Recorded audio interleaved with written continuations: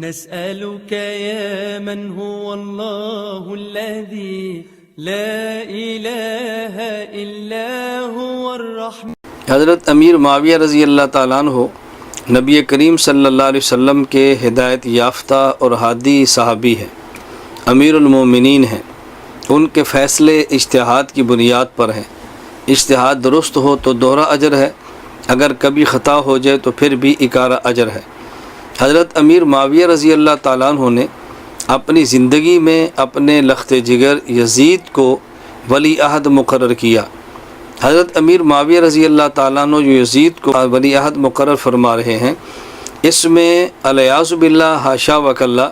کوئی ان کی دنیاوی غرض کو قطعاً دخل نہیں ہے۔ اخلاص کی بنیاد پہ اور اہل سمجھ کے یزید کو انہوں نے اپنا ولی عہد مقرر فرمایا۔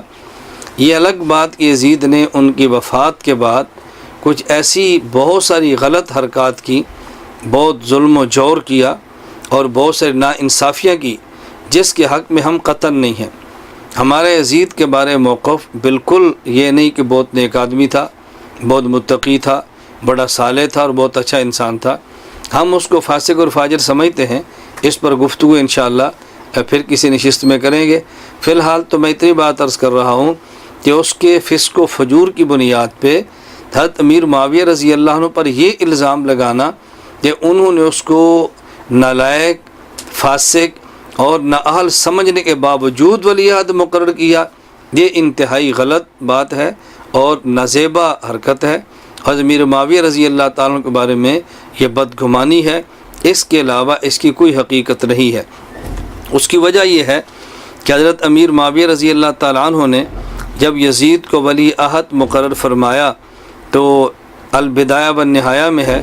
کہ حضرت امیر معاویہ رضی اللہ تعالیٰ عنہ نے فرمایا، اللہم ان کنت تعلم انی ولیتہ، اے اللہ تو اگر اچھی طرح جانتا ہے، اگر کا معنی ہے کہ آپ جانتے ہیں، میری نیت آپ کے سامنے ہے، اللہم ان کنت تعلم، اے اللہ آپ جانتے ہیں کہ اگر میں نے ولی عہد ان کو متعین کیا اور خلافت اور امارت ان کے سپرد اس وجہ سے کی ہے لأنی فیما اراہ اہل لذالک، کہ میری رائے کے مطابق وہ اہل ہے، فاتمم لہ ما ولیتہ، تو جو میں نے اس کے خلافت اپنے جانے کے بعد سپرد کر کے جا رہا ہوں اس کو مکمل فرما۔ اور اے اللہ اگر یہ میرا اس کو ولی عہد مقرر کرنا صرف اس وجہ سے ہے لأنی احبہ، کہ مجھے اس سے محبت ہے، فلا تتمم لہ ما ولیتہ، پھر اس خلافت کو مکمل نہ کرنا،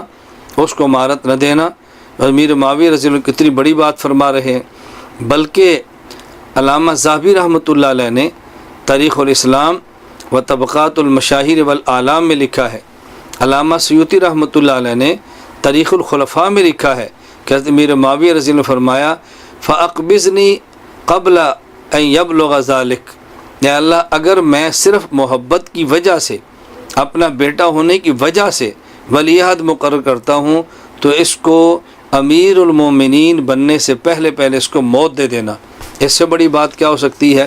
اصل میں جو شبہ اور غلط فہمی ہوئی ہے اس کی بنیاد یہ ہے کہ جب حضرت حسین رضی اللہ عنہ کا قتل ہوا، آپ کی شہادت ہوئی، اہل بیت کے ساتھ ظلم ہوا، تو عام لوگوں کا تصور یہ ہے کہ چونکہ یہ کام یزید نے کیا ہے یا اس کی رائے سے ہوا ہے یا اس کے اس قتل پر اور عمل پر وہ خوش تھا اور اس نے قاتلین کو سزائیں نہیں دی، تو اس نے بہت گندا اور مکروہ فعل کیا، لہٰذا یزید کے اس عمل کی وجہ سے حضرت امیر معاویہ پر الزام لگایا جائے، یہ قطعاً غلط ہے، اس کی کوئی گنجائش نہیں ہے۔